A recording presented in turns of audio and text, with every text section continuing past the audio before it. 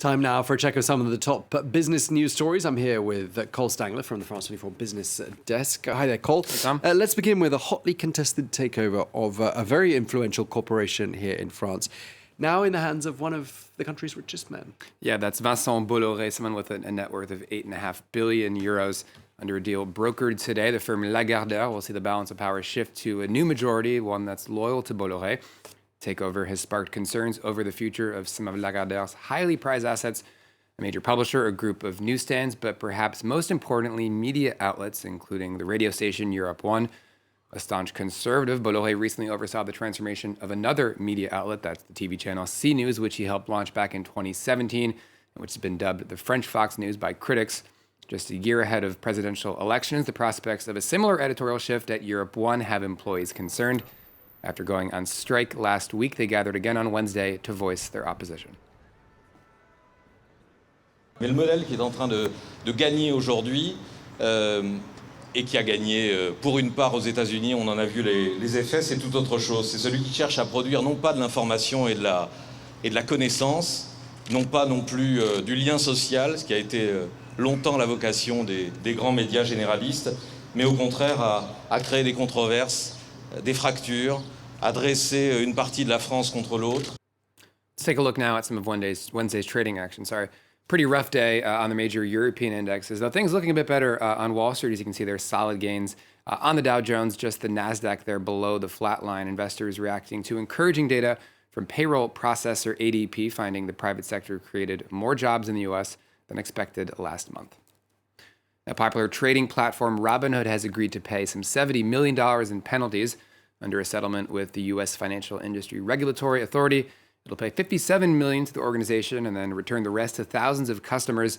They've complained the app gave them misleading information and unfairly allowed them to make risky trades. In one notorious case, a college student committed suicide after his account inaccurately displayed a negative balance more than $700,000. Robinhood neither admitted to nor denied the charges in the settlement. Now, staying in the U.S., where as wildfire season begins in the West, the Biden administration is taking action to hike firefighter pay. At a meeting with governors of states typically affected, the president said he'd be boosting firefighter wages to $15 an hour, a move that'll cover some 15,000 employees fighting fires on public land. Last week, I learned that some of our federal firefighters are being paid less than $13 an hour. Come on, man, that's unacceptable to me. And I immediately directed my team to take decisive action to fix it. These courageous women and men take an incredible risk of running toward the fire, and they deserve to be paid and paid good wages. You know that old expression, God made man, then he made a few firefighters? Well, it's true.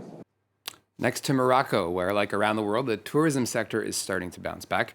It's no small matter in a country where tourism makes up about a fifth of the economy. Monty Francis has a story. Marrakesh is buzzing again. Little by little, tourists are returning to the markets, the squares, and sitting poolside at luxury hotels. I came from London. I had 2 vaccines, and I did not need anything. I just need to show my 2 vaccines. It was actually very encouraging for us to come to Marrakesh. Morocco's tourism industry was hit hard by the pandemic, losing more than 6 billion euros last year. But there are hopeful signs of a rebound. Morocco reopened air travel to tourists on June 15th. And this year, tourism officials say they expect 3.5 million visitors during the height of the travel season from now through September. That's a 28% decrease from the same period last year. To help things along, there are deals to entice visitors. On average, hotel prices are down by a third. We have promotions and promotional rates on all categories of rooms, and the reservations are beginning to come in. We're seeing a return of our business. There are also discounts on ground transportation and car rentals.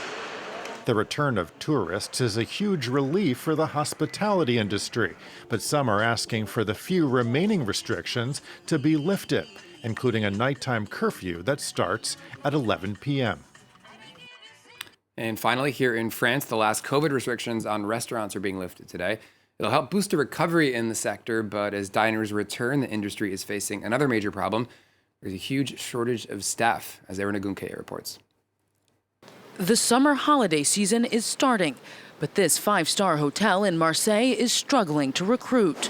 35 of the 200 summer positions still need to be filled. According to chef Lionel Levy, the shortages reflect difficult working conditions. On paye un petit peu, je vais dire, les pots cassés d'une politique arriérée, d'une politique qu'il faut remettre en question. C'est à nous de trouver des solutions, ça va pas être facile, c'est pas une partie de plaisir. La convention collective doit être modifiée, c'est primordial.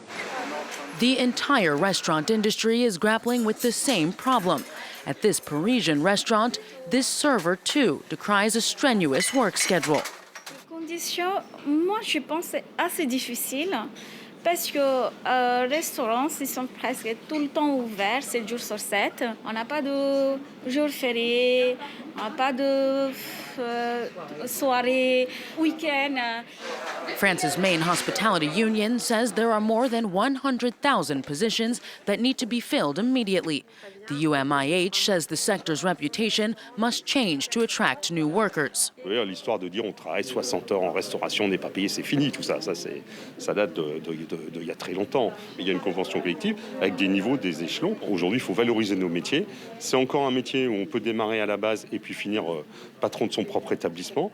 Because of staff shortages, some 30% of bars and restaurants across France have not yet been able to reopen.